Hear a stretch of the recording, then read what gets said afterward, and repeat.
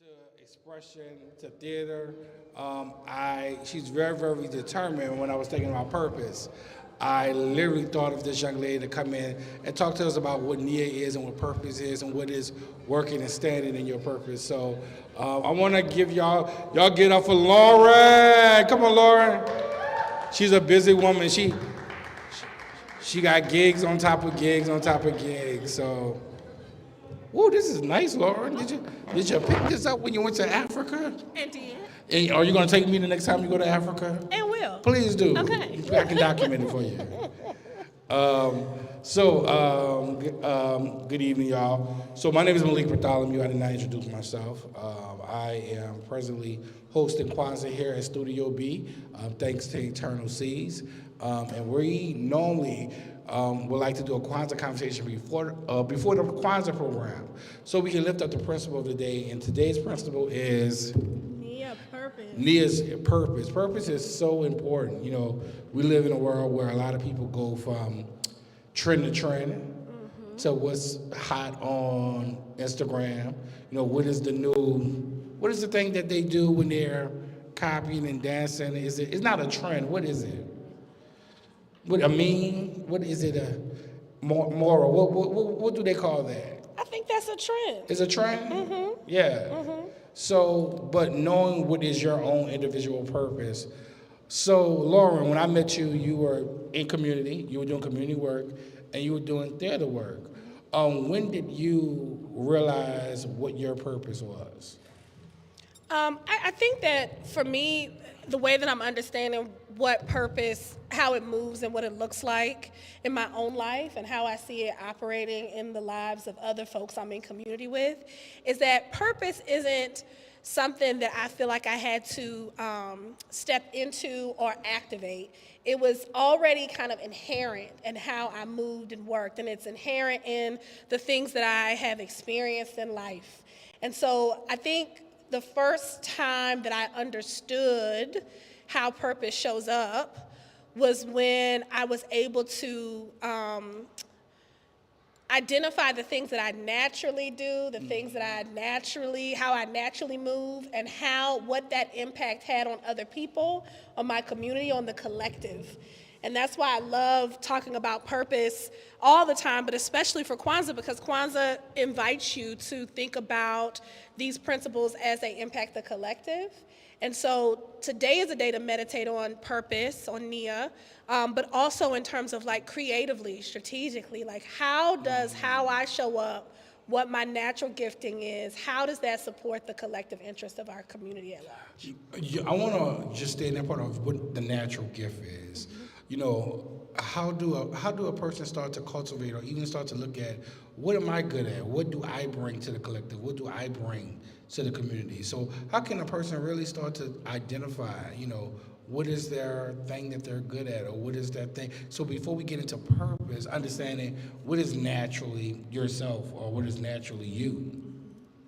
I mean, I think that a big part of me having a way to articulate what my purpose was or what's naturally, what are my natural gifts was, I would say probably 70-80% of it was how I was parented, how I was raised, and in times when it wasn't clear to me what my gifting was, the ways that, my mother and father pushed me into exploring more and more, or when I didn't know how cool it was to be in theater, or to be a storyteller, how I was still put into things that could kind of guide me on my path. So I would say that for me, that was probably 70-80% of it. But I think that if you didn't have that kind of structure growing up, I think the things that you do that people notice, that people say something to you about, that don't seem to take a lot of, bandwidth for you to do, that you just have,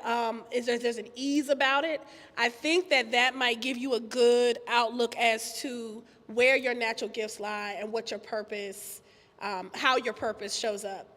So let's talk about what you're working on right now. You are heading the Andre Caillou Center. Can you talk to us about what is the Andre Caillou Center and what actually, I don't know if you want to give us the whole journey, but what led you to that moment and what are you currently doing as leading this project in this facility, the Andre Caillou Center? So, and I think this is a great example. So the Andre Caillou Center isn't me doing something that is like, acting on my purpose. This is me having a clear understanding of it as time has gone by, and then going deeper and deeper and being in alignment with it, and kind of like, it's almost like a theme.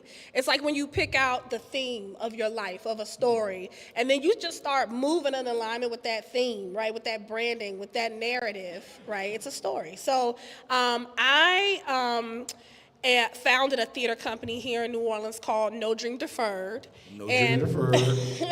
And on top of culturally specific storytelling, it also was an advocacy space for equitable pay and equitable and self-determination for Black theater makers. So being able to determine what are the stories we tell, having self-determination around the stories that matter to us here in New Orleans, and also creating a space where there's equitable pay so that we could start to think about New Orleans as a place that you could stay and make a life for yourself as a theater artist, instead of thinking that you automatically had to leave to a larger market.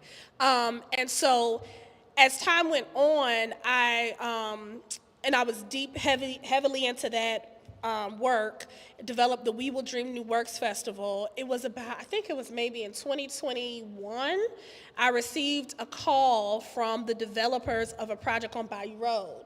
And at the time it was called like the Treme Bayou project, and it was 3 buildings that were the former St. Rose de Lima church, the church itself, the school, and the parish hall.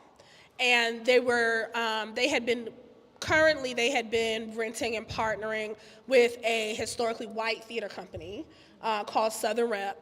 And over time, on top of there being financial issues, it became clearer and clearer that it wasn't the right fit. That it was a misalignment with community. You're on Bayou Road. It's the oldest road. It's a center of Black commerce, and it's a cultural meeting place. And so that organization sunset. And so what's so interesting about this, now we're talking about purpose, is that what I'm not saying is that I had previously worked for Southern Rep. I was the only Black person. I was the only Black person to work there in a leadership position in their entire 36, 37-year-old history here in New Orleans, which is, I don't know how you have any sort of arts organization have no Black folk there, but that's neither here nor there. I left. I had left maybe about 2 years prior to receiving this call. And they said, well, they've sunsetted. We remember your work in community. If you had access to this space, what would you do? And I said, I would create a space where Black-led arts organizations could incubate, could grow strong, and we could impact, space inequity that exists in the city. We know that there's a direct link between having an affordable, accessible place to perform, to rehearse, to have workshops and classes, and being able to sustain. At one point, I got this from Chakula, information from Chakula. There were, some estimate, up to 60 Black theater troupes that existed in New Orleans. They had groups like West Bank Players and Ethiopian Theater Project and Dashiki Theater, and all these different groups. So much so that there was a festival, an Act One festival, where all these troupes would come and perform and participate. Flash forward to now, and you can count the number of Black theaters on one hand. And I don't know if you'll get to 5 that are operating now. And I think that, and I know that from the data, that there's a connection between having access to space, right? And being able to sustain. So that's what I said. That's what I said I would do. And they said, that's great. Come and do that. And I said, for lack of those children here, no. I said, no. I had just left that space. It was a harmful space. And then I had one of our elders pass away. Adela passed away. Adela Gautier passed away. And Adela was one of the founding board members for No Dream Deferred, and a major inspiration and mentor to me. And I remember She was a major inspiration to almost everybody. Black New Orleanian kid for generations. And also to what it means to really advocate for this idea that you can create a life for yourself as an artist right here in New Orleans, that you don't have to go anywhere. Right. Adela went and performed all over the country, Right. had an amazing career, but also bought her home here as an artist, was very heavily involved in the community, was accessible in community. You know what I mean? So I think I really looked up to her in terms of developing that philosophy and going deeper into my own purpose. Now, one of the things that I love about you, you just talked about Shakula. You gave them a brief theater history about, Free Southern Theater, which came to New Orleans. A lot of people don't realize that during the Civil Rights Movement, they created their own theater. The children, the team, the young people. They were the theater of the Civil Rights Movement. Created their own theater program and did free theater for black people all throughout the South. And then they moved to New Orleans. You talk about the Achiki Theater. A lot of people don't know that Bishop Paul S. Morton got here by way of theater. I didn't know that. Yeah, my parents' first date, he was in a play. Their arms was too short to box with guys. Oh, I love that. I love that. And he was in a play. Uh-huh. He was one of the lead Mickey musicals, Graham. and that's how he got to New Orleans, by way of theater. So this big theater legacy, how important it is for young people, not only to be very talented in their art form, but like you do, be rooted and connected in the history of those people who have come before them that have done these things in their art form, and to be knowledgeable about what these artists have done in the past. For me, I think it's the only way. Had it not been for guidance, for mentorship from elders, I would not be able to do any of the things that I've been able to do thus far. And I consider my work, my career, to be miraculous in the places I've gone and the things I've seen. For me, as this person who didn't go to, some Ivy League school, but went to an HBCU that was deeply rooted in the history and culture of Black arts movement, right? To be able to do everything I've done. Now, I don't know, what school did you go to? I went to North Carolina Central University, Okay. Eagles, North in Carolina Durham, North Central. Carolina. Our theater department was founded by Zora Neale Hurston. Wow. What year? Our theater department was founded in 1919. Okay. They got, because in Louisiana, Dillard University has the It's oldest the oldest. HBCU. It is the oldest. Theater granting program. We've been doing I used theater to teach productions there. since the 1930s. I know. So yeah. I know. So you were saying that how important for them to be grounded in talking to these elders and getting these information, because artists, we work sometimes in silos as we create, and sometimes we don't get that type of, did you know somebody was working on this in the 19, we don't get that generational knowledge as artists sometimes by reaching out and talking to older artists. And I think this is where you can connect. This is where it's been easier for me to connect what it is that is my gifting and natural purpose to the collective. I think because the elders always showed up as the reverb, right? So what is it that I'm working on? What is it that I'm thinking about? And then they reflect back to me how this connects to things that have happened before me and how this connects to a through line, a collective through line, in terms of what it is that we're going towards as a people, right? Because you don't really know. You're working in your part of this timeline. Right? And until you're able to be in contact with an elder or with that history, you don't know how that's connected to a much larger sense of continuum. Correct. Yeah. Now, we talked about the elders, when you're living in purpose, and what I love, she was very, very professional when she was talking about her experience at being a black woman at a white, predominant Southern theater, a lot of trauma that was published and talked about. Yeah. But when you made this to not only heal, but to work in purpose, one of the things I love about when you work in your purpose is your purpose is not necessarily just for you. That when you did a black film festival for black playwrights, there was one of my good friends, a young black playwright.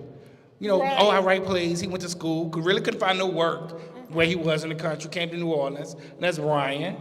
He did. You put on one of his plays, and he's literally been all around the country for the past couple of years doing theater work because you gave him a platform. How does that feel when what you have done has impacted somebody else's life to give them to the resources to do what they're doing?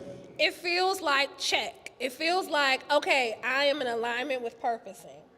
That's what it feels like. It feels like a click. Like I can't even articulate it. But once you know for sure what your purpose is, when you are dead spot on it, there's a click. There's a moment. And it's not even about having someone show gratitude for it. The gratitude is I am actually working in a way, the way in which I was born to work. This is why I'm here, right? And so I don't even consider myself as offering a platform.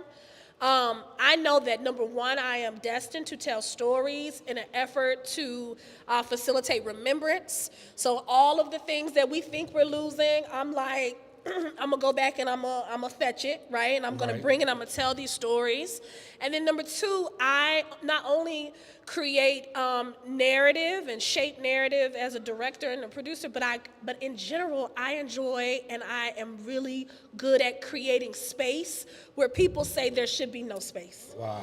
So I push past the things that would normally block other people or have people thinking it can't be done. That doesn't even register to me usually in it. I just say, hey, there's a space that needs to be created for Black playwrights, for Southern Black playwrights. How does the next August Wilson, right, who doesn't go through the Yale machine, how does the next August Wilson, how is that person cultivated, right? So I said, okay, I know the statistics around art spending in the South. I need to advocate for funding to have a way in which full productions from Black Southern playwrights are produced. Wow. And then I opened up that call. And Brian stepped through. You know what I mean? Brian stepped through. That's why I said I didn't provide a platform. His timing aligned with me being on brand on top of my purposing. So that's but it all flows, you know. It all flows. Yeah. It all flows and it expands. And then you look up and there's this whole ecosystem of people who are moving for the betterment of each other. Right. And so to finish, just so I can finish this, because this really is crazy, the story. So it was a lot of trauma with Southern Rep. I left. The developers called me 2 years later when I'm rocking and rolling with No Dream Deferred. They say, what would you do? I say, no. Adela passes away. And all I can hear after that, I'm literally walking the neutral ground on Napoleon one day, just doing a morning walk. All I can hear is her saying, where does the legacy live? Wow. Where does the legacy live? And so I kind of was convicted by that. I called the developers back up and said, okay, don't know what I'm doing, have never developed an arts institution before, have only launched a small theater company, and we've been on this track ever since, creating space. Oh, yeah, you know what? And it's so important with theater. When I went to one of the shows, and it was about the Orishas living in the projects in New Orleans. And in the red and brown water. And it was so beautiful, though, to see that spiritual connection and story, but grounded in real, like in New Orleans, and grounded in people and in their lives and et cetera. And those type of stories, what would you tell an artist? You know, we have musicians, we have visual artists, we have photographers. You know how sometimes the artist is their own worst critic. So how would you tell an artist, because they may feel that that's their purpose, but they've been told, well, you know, you can't live off that, you can't do that. How would you encourage somebody to walk or be bold to step into their purpose? A few things. Well, number one, I would say that for most of the artists that I know, the making is a compulsion. So it's not even so much about I might stop because it's not going to make me money, but it's like I can't stop. I have to keep doing this. This doesn't make any sense, but I need to do this thing. But I would also just remind folks that it is I can only speak from my own experience, but your gifts will make room for you. I should. They will always make room for you. And when you are seeking a way, or when, like, for example, me knowing that my purpose is in storytelling, it's in remembrance, it's in creating space. So the stories that we told in the early days of No Dream Deferred, that was our very first play of our very first season. In the Red and Brown Water by Terrell Alvin McCraney. And so that story is not necessarily situated in New Orleans. So as the director, I chose New Orleans because number one, I know he wrote it in New Orleans. And I know that he's heavily influenced by New Orleans. And then I also said, in community, what are some of the ways in which this story could be told that is specifically will resonate? And I said, what if at the time, there was a lot of post-Katrina narratives, and I was noticing that community was also longing for some sort of ephemera from pre. And I said, okay, this story takes place in a housing project, but what if we could just give a little bit of what before, the before, right? And root the story in the before a little bit, right? And then also with it being the characters are all, they have characteristics of the Orisha, but they don't need to overplay that. Right. And so there was also this theme about how we experience the God in one another on an everyday basis, right? It doesn't have to be big, I am Shango and coming through, but it could be, we see it in one another in our day-to-day interaction, right? So these are some of the slight shifts or slight, artistic choices that I made in directing that to make it so that there is no question how this narrative connects to the people who are in this audience, and they feel like they were supposed to be in that audience that day or that night that they came to see that show, right? That is able to speak to them more easily. So that's another way in which I think that the work of No Dream Deferred align with purpose, is in that always seeking a way that the stories that we tell are connected, that they culturally resonate with our audience. So my last question would be is, how do we support you in supporting No Dream Deferred and the Andre Caillou Center in that purpose? I remember a long time ago in the artist, sometimes, we see our friends and people that we supported. That's when you first open up the festival. And I was like, I'm going to do it for a season. She said, oh, no, Malik. I comped that. And I was like, well, no. I said, you gotta, your friends got to pay.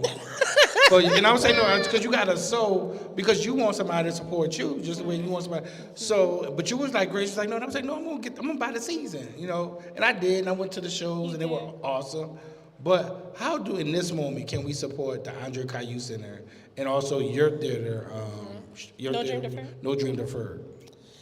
Well, so starting with the Andre Caillou Center for Performing Arts and Cultural Justice on Bayou Road, the first thing is just to know about it. We are at 2541 Bayou Road. We're the big church on Bayou Road, right beside Community Book Center. And we are moving forward in 2026 with a huge capital campaign.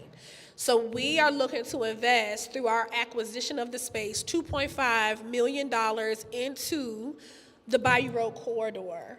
And so we need people to connect. That space is a space where you've got to be plugged into it in order for it to shift, in order for it to shake, in order for it to rock and roll. So in whatever way that looks, that could be connecting with us on social media at ACC New Orleans. That could be through becoming a recurring giver.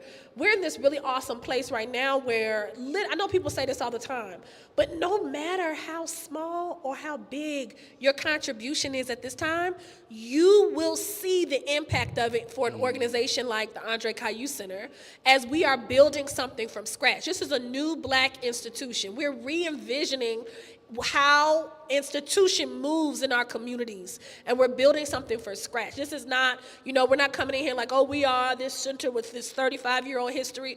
We are 2.5 years old. We're 2.5 years old. And this is a space that's for gathering. It's for remembrance of Captain Andre Caillou, who's an important Black figure in our history and our legacy. And it's also a space where the Black arts can be experienced all year round, not just in February.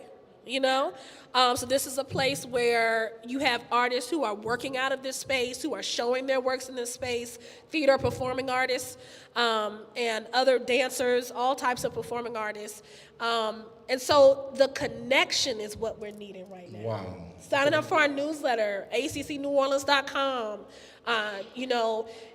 all of that is going to support us. Host an event there, Host an event there. It's a beautiful space. It's a beautiful space. So I want to thank you. I know you're busy. I know you got so many things, even during the holiday season. But the Andre Caillou Center, when I thought about purpose, you in the alignment, Andre Caillou, was a black man, who fought in the Civil War, said he was the blackest man in New Orleans. Blackest man in New Orleans, that's what he said. At his time, he died fighting for freedom, and is on this road of where all these black businesses are supporting one another and they're building together. So when you think about Kwanzaa, you think about purpose, there's no better purpose than the Andre Caillou Center, Lauren Turner, and Bayou Road. So y'all, let's give it up for her. Give it up for her. Thank you so much. Kwanzaa. I can't wait till my trip to Africa with her later on this year. My passport is ready to be stamped.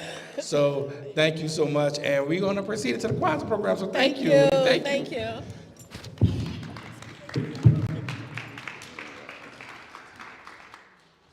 So everyone, welcome. Once again, my name is Malik Bartholomew. I am the host for Kwanzaa here at Studio B. We want to welcome everyone. In true tradition, we want to make sure that we give respect and honor by asking a elder, can we start the Kwanzaa program? So everybody here look like they could be 25 years old, but I'm going to ask somebody over here. Y'all just, hey, can I please proceed and start the Kwanzaa program? Y'all two are my people. So I'm asking you for permission to start the Kwanzaa. You can say, yes, you may. You can say, no. Thank you so much. So we're going to start the Kwanzaa program. We got permission from the elders to start the Kwanzaa program. How y'all doing? Y'all all right? All right. So, Kwanzaa, celebrate Kwanzaa. Y'all gotta talk to me, y'all. Celebrate Kwanzaa, celebrate Kwanzaa.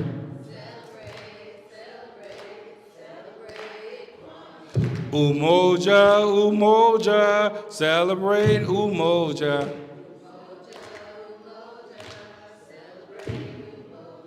Celebrate Umoja.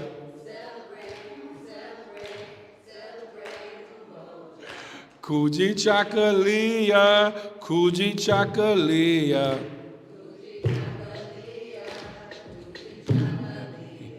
Celebrate Kwanzaa. Now the principles behind me, you got to cheat. Ujima, celebrate Ujima.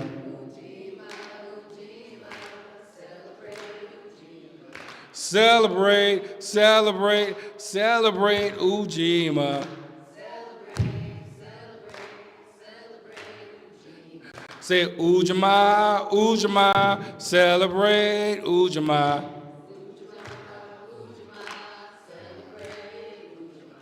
Celebrate Kwanzaa.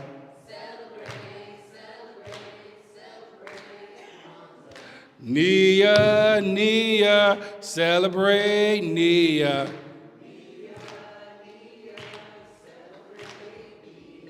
Celebrate Nia.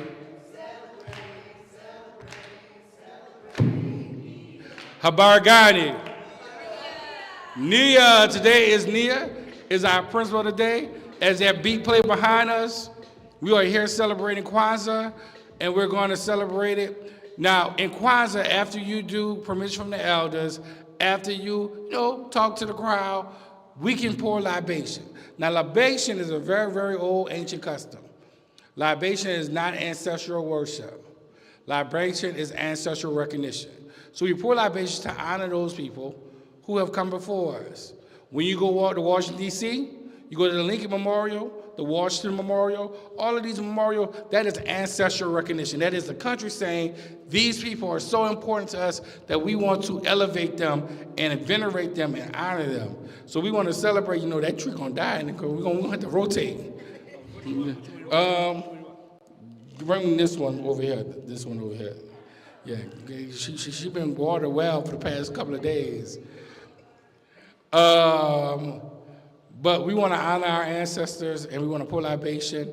You can pour libation by pouring water into the ground. You can pour libation by pouring wine. But you always want to take some time out to honor your ancestors and etc. So We want to take this time. We have this water right here, and we want to pour libation. We want to pour libation to honor the ancestors. There's ancestors that we do not know. Now, our ancestors is a person that has crossed over into the spiritual world. It can be our great-great-grandmother, our great-grandmother, our grandparents, our parents. But first, we want to honor the creator of all things, the creator of all life. We want to honor the creator, and we want to say Ashe. We want to honor the ancients of ancients, those names we don't know, but we know that they survived because they had kids, they domesticated cattle, they farmed, they learned how to live with the environment in the world. They made villages, and these villages became towns. These towns became cities, and we see evidence of them, and we say Ashe. We pour libation for those African nations in Ethiopia and Kush and Mali and Songhai and the Zimbabwe and all of those ancient empires in China and in the Mesopotamia in the Indus Valley. We pour libation for these early civilizations, and we say Ashe. We pour libation for those Africans in West Africa. You know, when I was doing Kwanzaa, I was calling it the west side of Africa, where so many black people from on this side of the world are descended from. So we pour libation for these Africans who were living and building community and homes and nations, who had cultures and customs. And we pour libation for them and say Ashe. Now we pour libations for those who were unfortunately captured. They were taken from their homes. They were brothers and sisters and aunts and uncles. We pour libation for them who we were brought to a new place, some in the Caribbean, some in South America, some in North America, some in Louisiana. They were brought here against their will, but they made a choice to build new lives, build new communities, build new practices. Because of them, we have jazz. Because of them, we have jambalaya, which come from jollof. Because of them, we have black eyed peas that many of y'all got soaking at your house right now. Because of them, we have yams and sweet potatoes. And we want to give honor to these African people, and we say Ashe. Now, we pour libation for our heroes and sheroes. You know, those people who always fought for a better time and a better future. We pour libation for those because we learn about these people, and y'all can help me out by calling these people names as we venerate these people like Marcus Garvey, David Walker, Nina Simone, Ashada Secure, Chairman Fred, Andre Caillou, Huey P. Newton, Mama D, Martin Luther King, Coretta Scott King. We pour libations, Harriet Tubman. We pour libations for them, Ashe, Barbara Jordan. Pour libations for these freedom fighters who always was doing the way. Now we're going to pour libations for our own personal ancestors. So these can be our parents, our grandparents. I've called out many names during our Kwanzaa, but I haven't called out my father's name. So I'm going to call out my father, Vince Bartholomew. But we want to call out our parents and grandparents so we can know that they are continuing to live and flow through us. So whose name are you going to call out? Ashe. Ashe.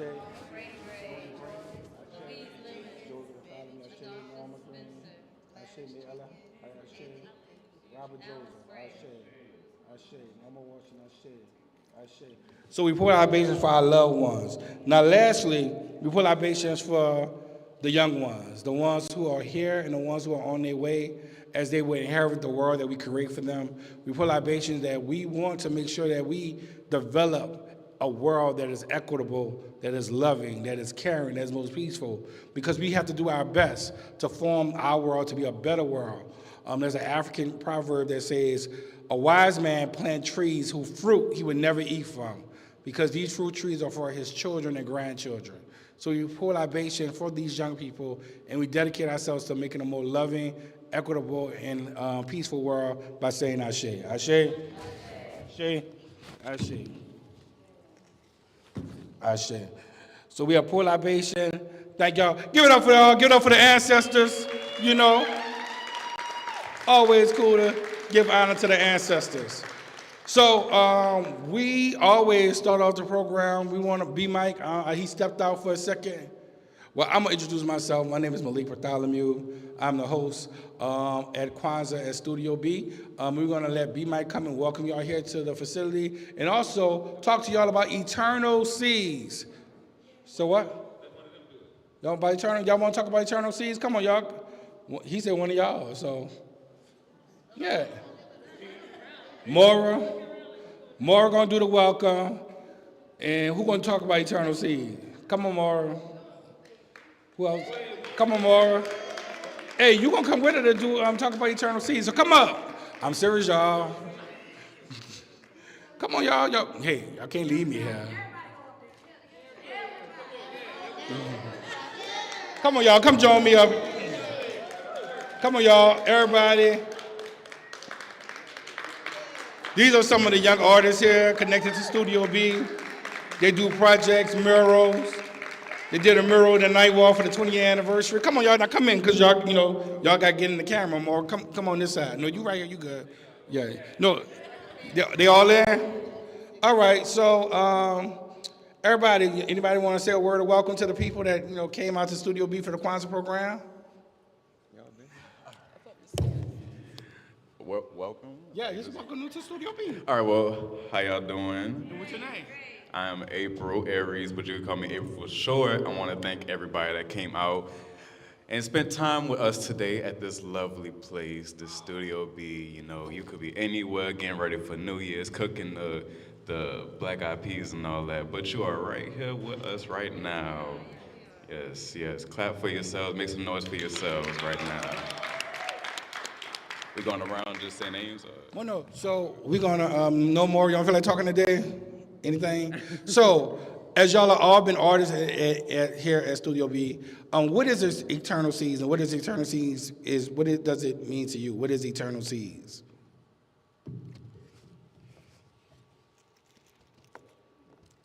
I think Eternal Seas is a space for you to grow. I think it's a space for you to reevaluate yourself and find yourself within it. Like, Yeah, that's good. That's it. That's powerful. Yeah. it's a beautiful space. I want to say, particularly for Black youth, it's a really good place for you to grow as an artist, as an individual, to educate yourself on the people that allowed you to be here and do what you want to do. Anybody like to add anything else? No told me no. All right. Well, let's give it up for them. Thank y'all so much. I'm proud of y'all. As artists, for stepping out y'all comfort zone and presenting and speaking. I've talked to Brandon and Liz about this, about y'all presenting more, because y'all great artists and y'all gonna have to talk about y'all artwork. So, y'all gotta get used to presenting to people and to crowds and et cetera. So I want to give a shout out to Eternal Seas. Eternal Seas is the nonprofit arm of Studio B.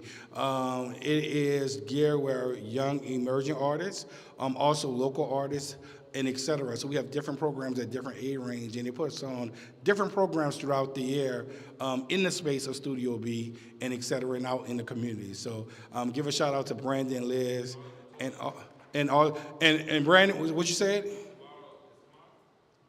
So, and tomorrow, Eternal Seas will be, it's tomorrow, or is it the last day? It's tomorrow? So tomorrow we have a toy and craft art giveaway for young people and young kids. So if you have any young kids who are artists and et cetera, we're giving a toy and arts craft giveaway on tomorrow it's on your chair. It's on your chair. So I believe from 1 all the way towards Count Kwanzaa. So we'll be here giving out arts, crafts giveaways for Kwanzaa. Now, how many of you have ever been a part of a Kwanzaa celebration? Anybody? How many of you have never been a part or saw a Kwanzaa celebration? So Kwanzaa is very important. Kwanzaa was established in 1966 by Dr. Karinga. As Dr. Karinga was looking and studying at people celebrating holidays throughout the holiday season, he realized that there were something missing when it comes down to the celebration of African Americans and our own cultural aesthetic. He went and he studied African cultural celebrations. Now, if you go back into Africa and say, yo, it's Kwanzaa time, some people may look at you like you're crazy. They don't know nothing about no Kwanzaa. Now, what Dr. Karinga realized, though, is that different African ethnicities and nations celebrate the harvest. So in Kiswahili, Kwanzaa means first fruit. 6 letters, Kwanzaa. He added on another A, and that is the African-American holiday, Kwanzaa. So this is where we get Kwanzaa, where black people can celebrate Kwanzaa throughout the diaspora. You can be in Canada, you can be in China, you can be in Brazil, you can be online, but you can celebrate Kwanzaa anywhere you go. Kwanzaa is not a religious observance. Kwanzaa is not a religious event. Anybody can celebrate Kwanzaa because Kwanzaa is a cultural and community event. Now, like all holidays, they have symbols, and there's normally a Kwanzaa setup. At the very, very bottom of your Kwanzaa setup, there will be a straw mat. That straw mat is called the mkeka. The mkeka represents your foundation. For a long time, even on the continent, African people were told that they did not have a history, they did not have any traditions, they did not have culture. Dr. Karinga knows that that is not right. He knows that if you dig back and go further back in time, you go to Egypt, Egypt is going to connect you to Ethiopia, you go back to, that Africa has some of the oldest and richest traditions that we get all of our religions and most of our practices from the continent. So the Mkeka represents our culture and our traditions. Now, on top of the straw mat, you have a candle holder. The candle holder will be called the kanara. The kanara is our parent stalk or our ancestors. So our parent stalk, our connector, our bloodline, our DNA is connecting and sitting on top of our heritage and our history, connecting us to our history and heritage. Now, the kanara holds 7 candles. Those 7 candles hold the 7 principles of Kwanzaa. Kwanzaa starts on December the 26th and goes into January the 1st. This is very important because not only in African-American context, the holiday season, even throughout slavery, was very important for black people. This was a time where black people would go and visit family members. This is a time when black people would have less work to do. This is a time where also black people would rebel and revolt. A lot of rebellions happened during the Christmas season. Also, a lot of black people ran away during the holidays. So the holidays have always been a very special time for black people. The physical candles are called the Mshuma Samba, and the actual principles are called the Nguza Samba. So the candles are called the Mshuma Samba, but the principles are called the Nguza Samba. Now, on the first day, we light the black candle, which is a moja, which is a symbol for all black people. Then we light the red candle, which is near to us. Then we go to the green colors. We know the black, red, and green colors that he borrowed is from the Honorable Marcus Messiah Garvey. So Marcus Garvey is the person who gave us the colors, the Pan-African black, red, and green colors. Black for our symbols as a people, red for our struggle or our blood, and green for our land or our promise or our future. Now, every Kwanzaa setup, you will have different fruit. You have yams and sweet potatoes and kiwis and etc. And you will also have an ear of corn. So the crops are called the mazao, but the corn is called the mahindi. The mahindi represents children. If you have 3 children in your house, you have 3 ear of corn. If you have 10 kids in your house, you have 10 ear of corn. If you have no children, if you're a single person, you have no children in your household, you have at least 1 ear of corn. Because in Kwanzaa, the children are the responsibility of the village and the community. Also, even single people impart wisdom and opportunity to young people. So that's why you always have at least 1 ear of corn. Now, on the corn, you have these different kernels, and that represents the endless possibilities of your children. So this is why the children are represented by the corn. You also have the unity cup, which can be used for libation. This is called the Kikombe Child Moja. So the Kikai Chombe Moja is just the unity cup that you can use for the libation or for ceremonial drink and etc. Now, the last part of the Kwanzaa altar setup is the zawadi. The zawadi are gifts. Now, most of these Kwanzaa words are in Swahili. Dr. Karinga wanted to promote that Kiswahili be a word that all Africans, even off and on the continent, all learn. Africa, once again, is a very diverse place. They know multiple languages, but he wanted to make sure that all African people would be able to communicate with each other. So he recommended that all black people, black Americans, black people in Brazil, black people, that we all learn Swahili, so when we see each other, we're able to communicate. So most of Kwanzaa words come from Swahili. So the zawadi or gifts. Kwanzaa is not a consumerism holiday. It's not a capitalistic holiday.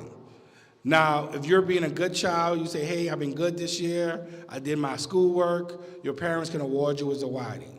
Or you say, hey, I'm gonna put out the trash, I'm gonna do the dishes, I'm gonna do this, and you did it, you can get awarded with zawadi. Or we have a good friend, our friend been planning for a business, we're gonna invest in our friend business, and we're gonna give them some opportunity for their business. We can give them as a gift as zawadi. So most zawadi gifts are educational, they're cultural, but they're empowering to the person that you're giving it to. In the early years of Kwanzaa, they would actually make gifts throughout the week, and then they would exchange the gifts at the end of the Kwanzaa celebration. So there's different things. Now, if you don't have any of the Kwanzaa set up, you can still celebrate Kwanzaa. You can still celebrate Kwanzaa. You just want to take each day, whether it be at breakfast, whether it be at dinner, whether it be at lunch, and just talk to your kids and your family about the principles of the day. So on December the 26th, we all came together as a community, and we lit the black candle, which is umoja, which is unity. So you're the first kid I see. You want to come up and light the candle? All right, come this way. Give it up for him. Hey. I know you. What is your name? Ori. Wow, Ori. So the first candle is umoja, Umoja. and that's unity. Unity. All right.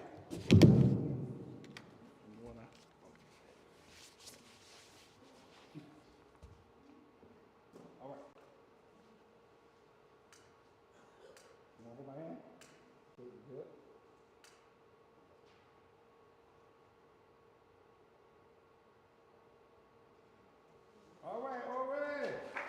Give it up for him. So, anybody over there, y'all want to come and light the candle? You want to light the candle? Do you? Come on.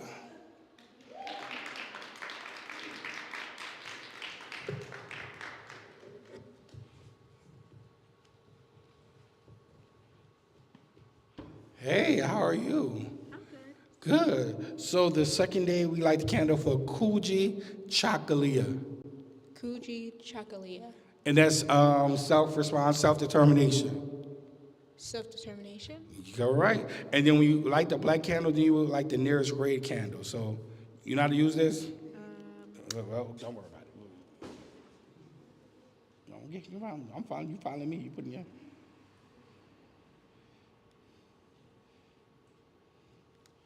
All right. Give it up. Thank you so much, Kuji Chakalia.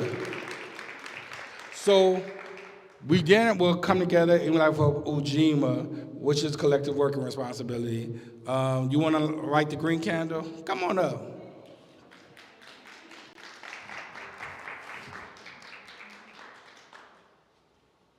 Hey, how are you? You ready? All right, ready. All right, I'm gonna hold it. Hold my hand. All right.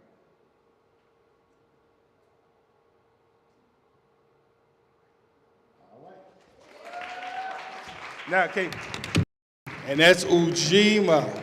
So you have Ujima, which is cooperative economics, and then we'll go back to the red candle. Can you ask if they would like to light the candle? They don't have to. We got to understand about permission, so we got to make sure the kids' permission. They don't want to, that's okay. So are you gonna come? Okay, come on up.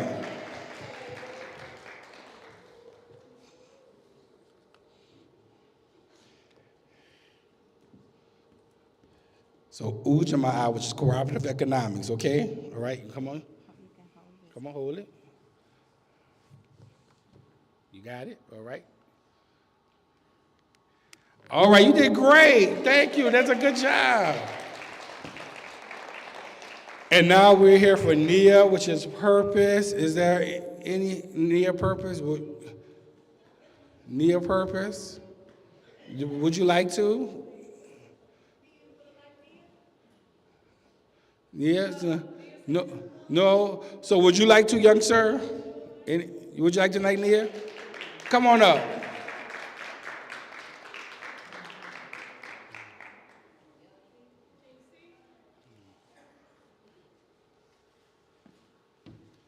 So, hey, how are you? I'm good. Good. So it's Nia? Nia? Yes. You know Nia? She's my twin sister. Nia is your twin sister, okay. Do you know I have a twin sister? No. You didn't know that. So say Nia, Nia. and that means purpose. So purpose. Purpose. Good. All right.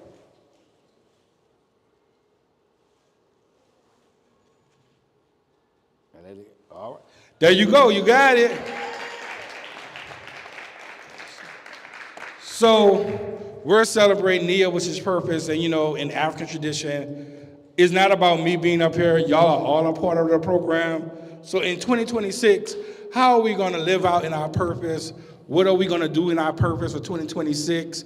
I think Gladney's here. Gladney, you want to talk about what you're going to do in 2026 that's going to be aligned with your purpose? Come on up, Gladney. Give it up for Gladney, one of the best musicians in New Orleans. That boy can play everything. So Gladney, what you going to do in 2026 for your purpose, and what you going to do?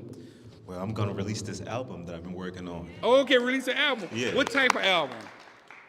It's a music album entitled Inner Peace. Can I ask you what type of genre? Or is it multi? I mean, it's Black American music, so it sounds like a lot of different things. All right. So we will be expecting an album from Gladney in 2026, and seeing him perform, and somebody gonna get sick, and he gonna headline Jazz Fest. So go ahead. All right. 2026. So that's a good one. So he gonna release his album in 2026. How are we gonna release our purpose? Moral, you got a project going on? What you gonna do in 2026? I'm gonna get you up here, Mo. No, good. You wanna say something? What you wanna say, Mo? In 2026, what was your purpose gonna be? I'm not sure yet. That's good. That's good. Maura said she wasn't sure yet. I feel that, Maura, for 2026. What? You here, you yet working. So we're going to keep cheering you on and seeing exactly what's going to happen in 2026. Anybody purpose in 2026? Anybody over here? I feel some purposeful people. And come on up. You don't want to get out? Okay. All right, so in 2026, our purpose. So what is your name? My name is Lindsay. Lindsay, hey, I met Lindsay yesterday for Kwanzaa. So Lindsay, for 2026, how are you gonna live in your purpose? What are you gonna do? I'm gonna make the blackest musical ever made. The blackest musical. And I'm gonna make it from the heart. Will you have a bounce break in this musical? Lindsay, will you have a bounce break in this musical? Yes, actually, there's a song about food, and I think that's where it's gonna be at. All right, I'm just making sure because you said it was gonna be the blackest musical ever, and if it don't have a bounce beat, all right. So this great artist, are you doing anything in 2026? No, I've got to be surprised. Come on up. So you're always working on something. In 2026, is there anything you're working on that you're wanting to attain or? Absolutely, yes. Yeah, I'm gonna finish my musical as well, Black Eurydice, that I've been collaborating with Gladney on. I had no idea. Okay. I got excited. And you working with? Okay, I can't wait to hear this. All right, you're working on a musical. Musical 2026. All right. You ain't got to tell us no name or nothing. Okay. What is the name of it? Black Eurydice. Black Eurydice. Black Eurydice. Okay. All right. Cool. All right. All these purposeful people. Back here. Anything, brother, sister? Y'all got anything y'all wanna in 2026?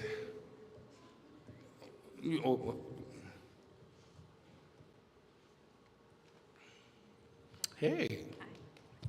I'm not like a big artist or anything, but my friend and I were just talking about starting a podcast about teachable moments, just the conversations that we have on a regular, and broadcasting it to the world and encouraging other people. Teachable moments, do that podcast. You don't know a lot of people need that about teachable moments because they be making the same mistakes over and over again and need to learn that it was a teachable moment. So I want to share with her, my brother has a media company that is a podcast incubator called Respair Media. And so connect Respair. Yeah. So I know B might, you walked in a conversation, you're talking about purpose, some things we're in 2026, we're intending. I know we're going to have a very exciting 2026 in Studio B. And why is that? What is one of these purposeful years in 2026? Come on up. I'm going to get you up here somewhere, B Mike. What's that in there? So in 2026, what can we expect at Studio B, or even from yourself? Any new artwork? Check. Oh, you turned it off? My bad. Is it on, Caitlin? Yeah, it's on now. 26, Lord, how about I say 2016? Well, 2016 is when Studio B first began. Wow. So that means 2026 is our 10-year anniversary. So that's a blessing.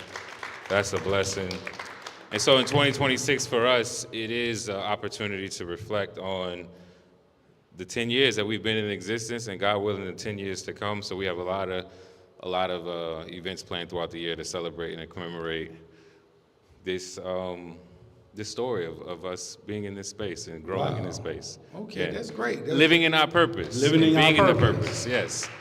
And so we're excited to welcome all of you to the many things that we, God willing, have in store for 2026. All right, you know what I'm saying? 2026 is going to be an exciting year, the 10-year anniversary of Studio B. So I just want to make sure that just purpose, myself, 2026, as a newly established self-entrepreneur, my purpose is to pay the rent every month.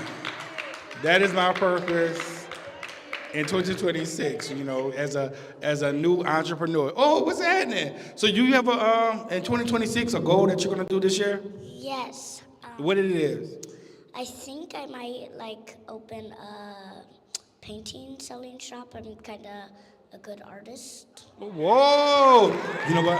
You need to talk about collaborating with B Mike, you know what I'm saying? So, all right. So yeah, but that's a great idea, okay? So I'm gonna look forward to coming seeing it, okay? Okay. All right. Oh. You got a name for the shop? Not yet. You're beautiful. So good job. We're gonna come to the shop when it open, okay? All right. So, purpose is very important, and as Lauren told us, our purpose is aligning with what we do in community, whether it be create music, whether it be write poetry, whether it be visual art, whether it be even just being an encourager in the community, that we all have a purpose on why we're here and what we're doing, and we want to continue to do those things, even when it's like a purpose doing video or tech work. Shout out to Kay, you know what I'm saying? We all have a purpose, and we want to make sure that we're doing and walking into that purpose collectively and positively impacting the community. So with that being said, in the Kwanzaa program, we want to always end Kwanzaa with our Harambe's. Harambe simply means pulling together. As we end this Kwanzaa program, we want to make sure that we pull this principle of purpose together and leave knowing that in 2026 we're going to walk in purpose and think about what are the things that we're going to be working on and doing in one more day, all throughout the year. So we all want to stand up. We're going to stand up out of our chairs, and we're going to pull our hands up in the sky. And when we bring our hand down, we're going to make a fist, and we're going to say the word Harambe. And we're going to do that 7 times. Now, on the 7th time, you want to say the word Harambe as loud and as long as possible, sealing in and pulling down the principle of Nia, which is purpose. Y'all got that? We got it? All right, y'all. So 1, 2, 3. Harambe, Harambe, Harambe, Harambe, Harambe, Harambe, Harambe.